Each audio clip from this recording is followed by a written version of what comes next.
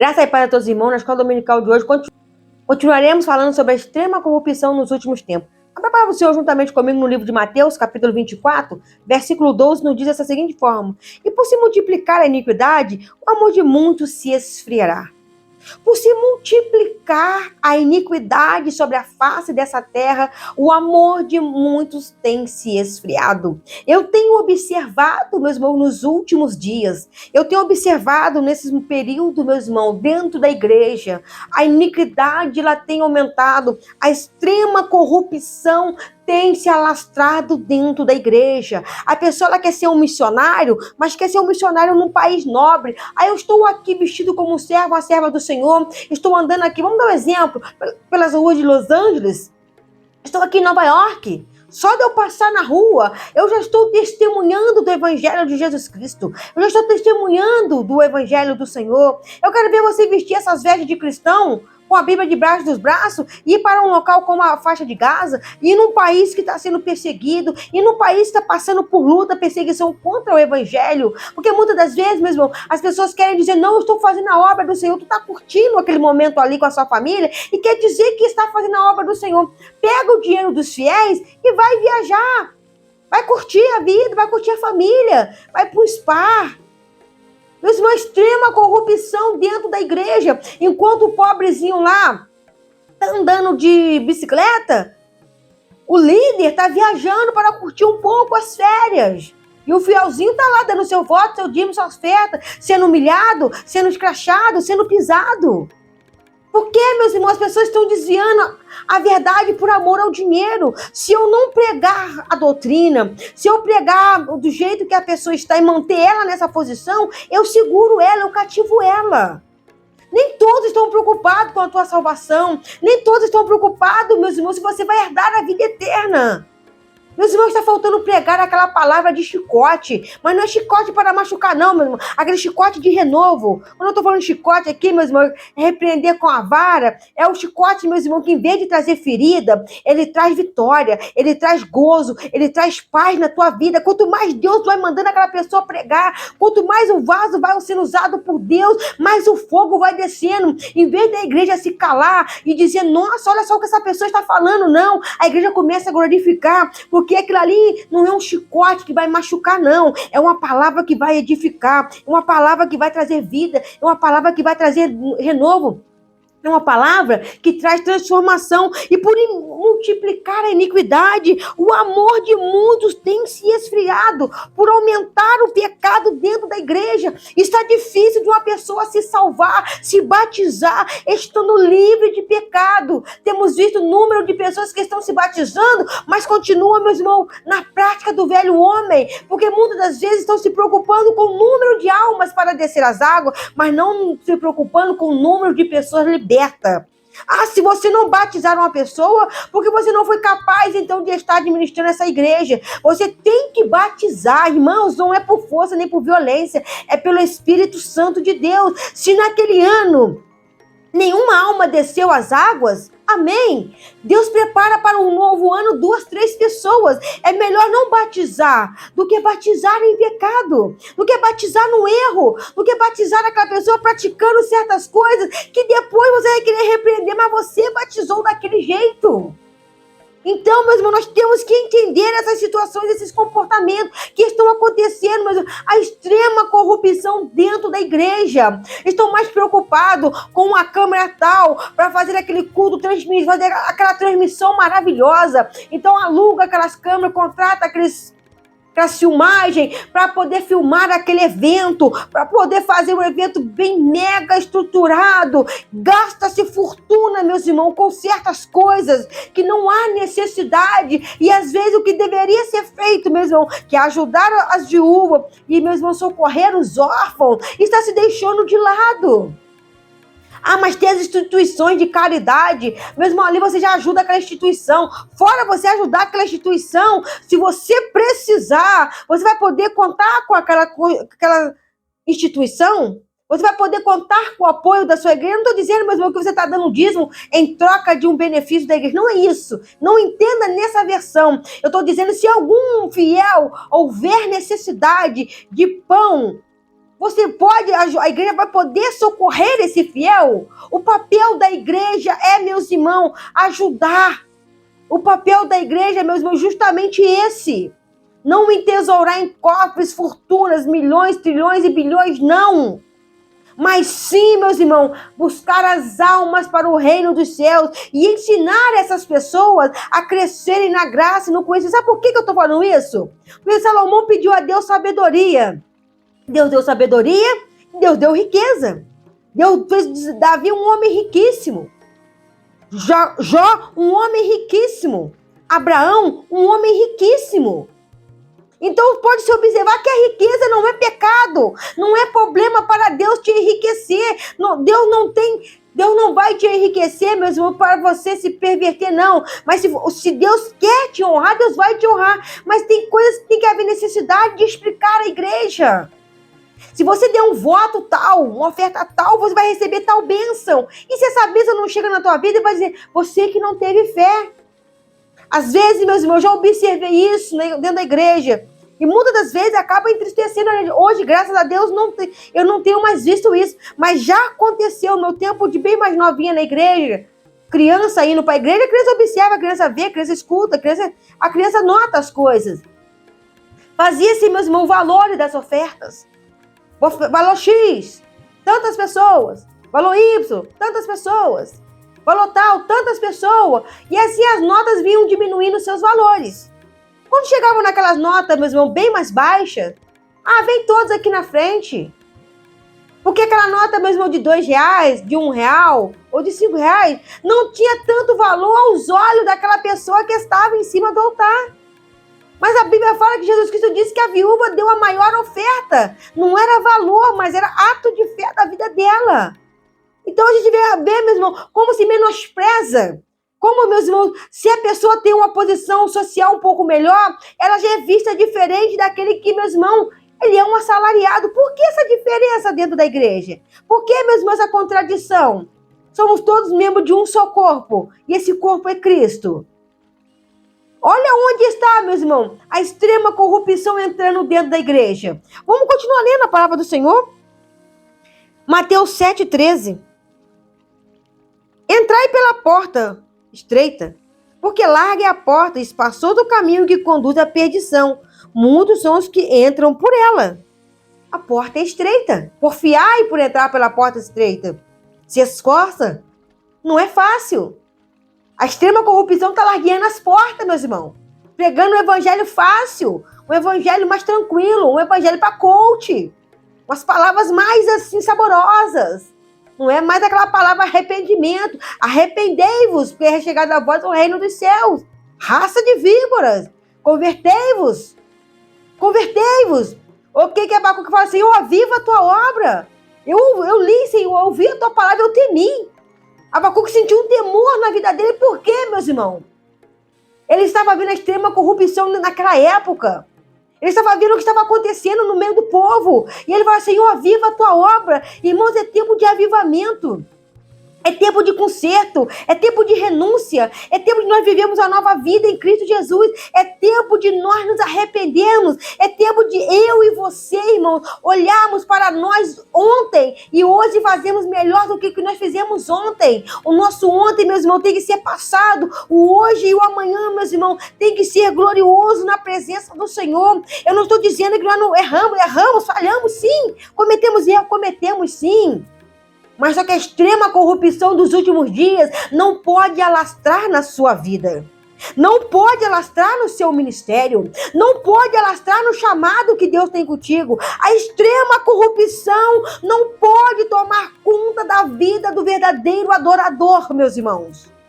Não deixe a corrupção corromper o teu coração. Não deixe a corrupção corromper os bons costumes que você tem na presença do Senhor.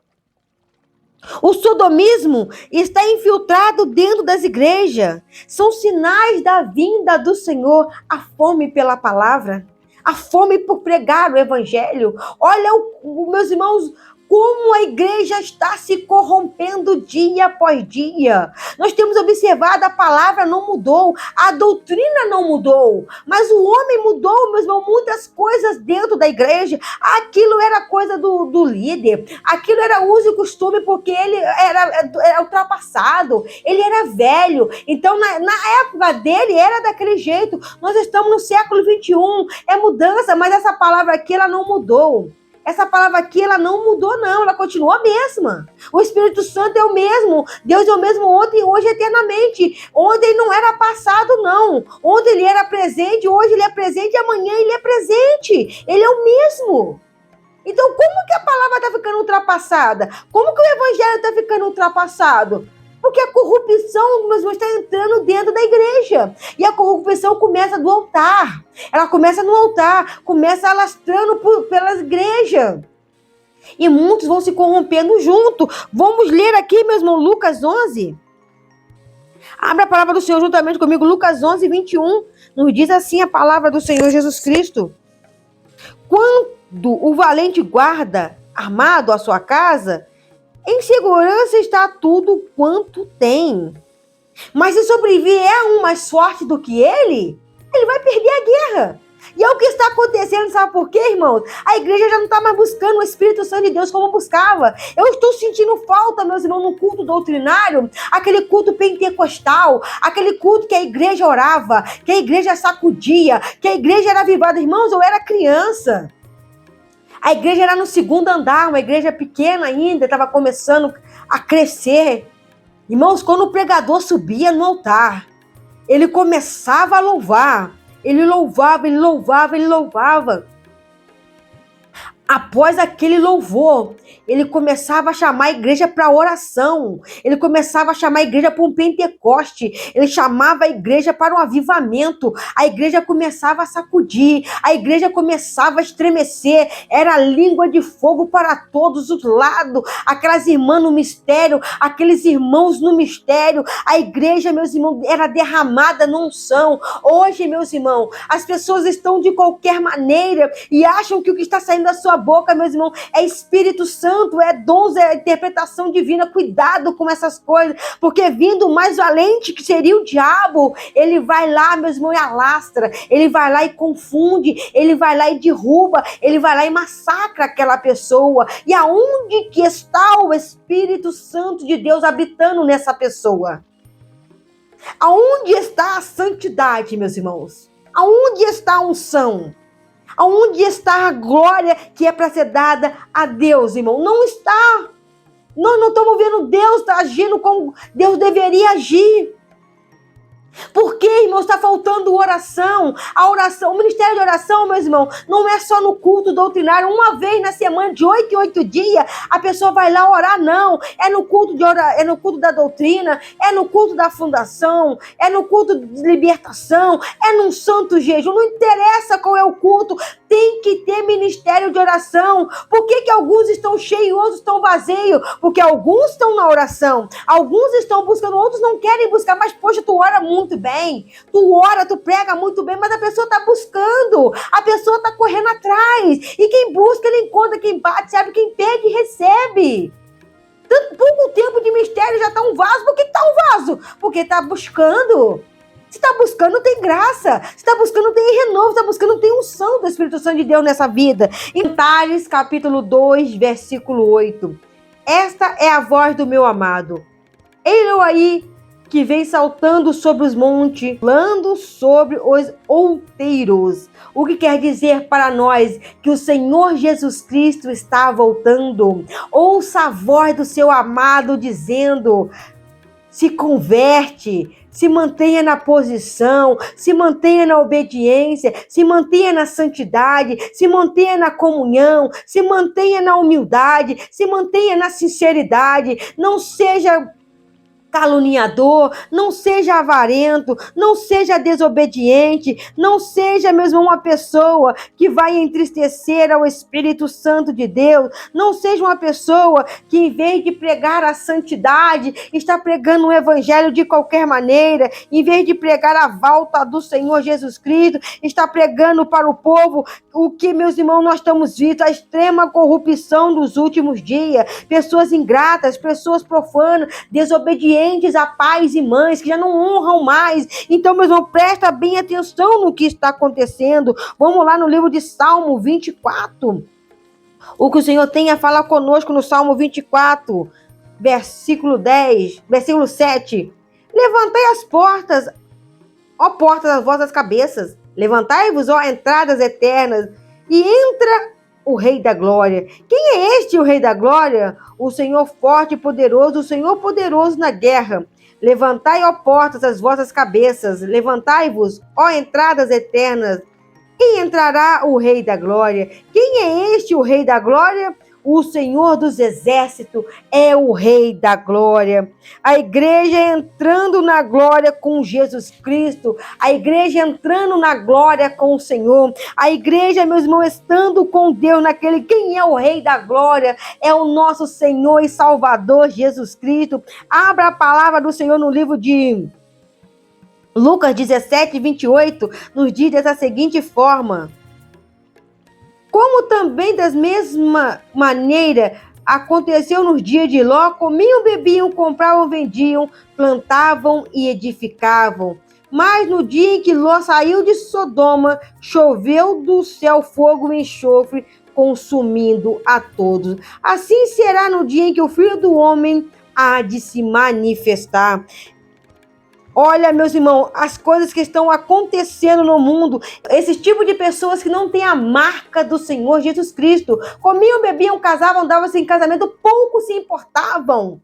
Mas de repente, meus irmãos, a punição veio. Deus surpreendeu Sodoma, Deus surpreendeu Gomorra. E, meus irmãos, breve essa terra será surpreendida. Breve se tocará uma trombeta.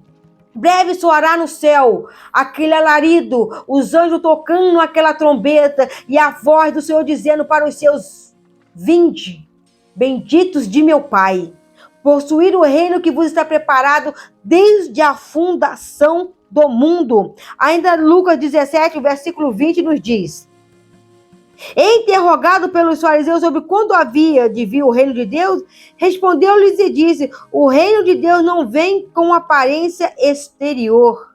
Não vem como muitos estão achando, meu irmão. Vai surpreender a muita gente naquele grande dia. Muitos vão dizer: Senhor, no teu nome eu preguei, profetizei, fiz tanta coisa. No seu nome eu estava dentro da igreja. Mas, meus irmãos, no seu nome não estão obedecendo a palavra do Senhor.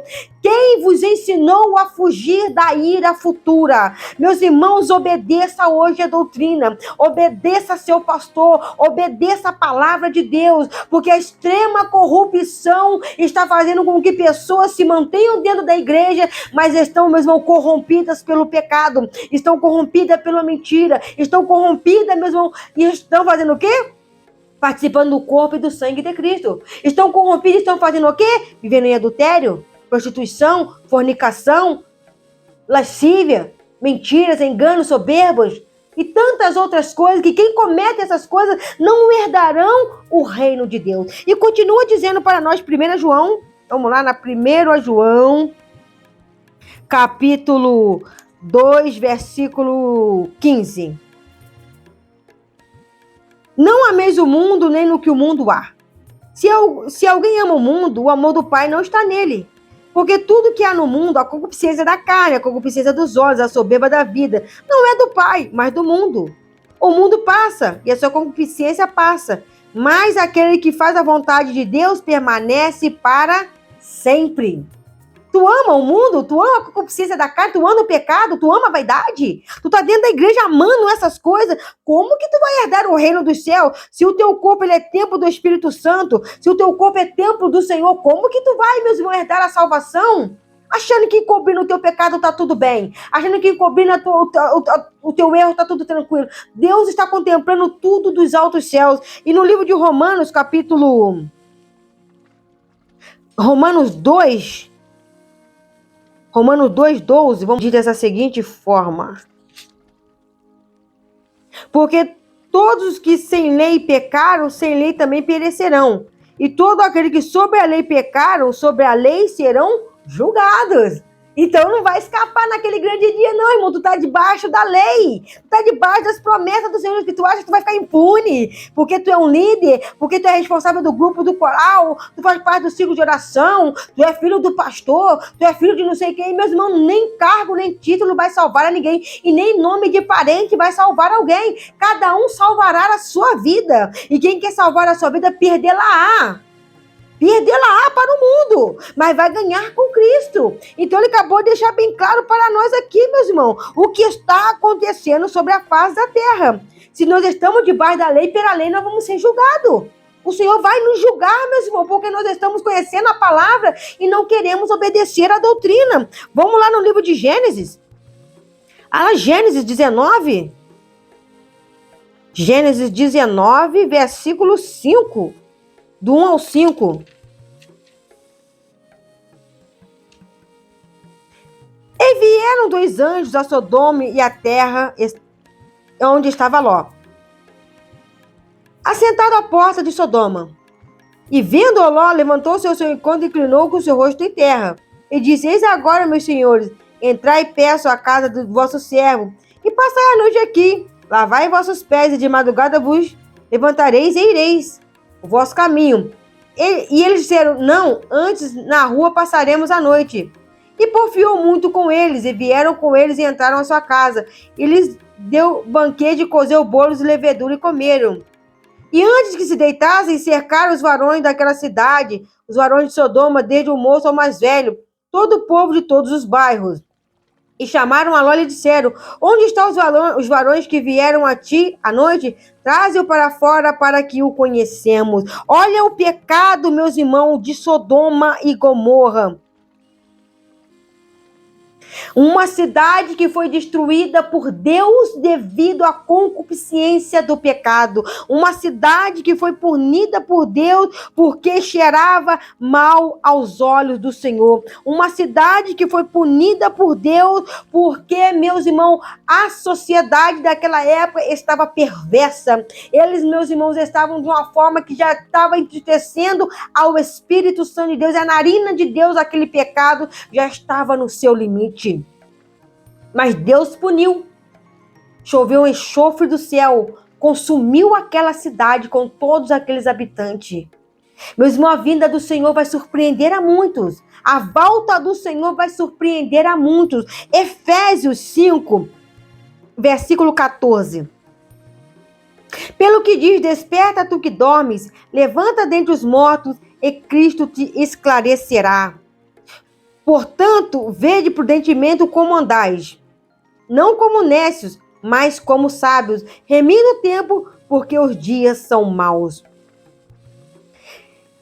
Porque os dias têm sido trabalhosos. Meus irmãos, que essa escola dominical, que esse estudo de hoje possa edificar a sua vida na presença do Senhor. Medite nessa palavra, medite nesse estudo, leia com calma a Bíblia e veja, meus irmãos, que a extrema corrupção tem afastado as pessoas da presença de Deus. E se você gostou, curta, compartilhe, se inscreva no canal e faça parte da nossa família. Todos os domingos às 11 horas nós temos a escola dominical, de segunda a sexta às 6 horas da manhã temos a caminhada com Deus, e terças e quintas nós voltaremos com os vídeos devocionais.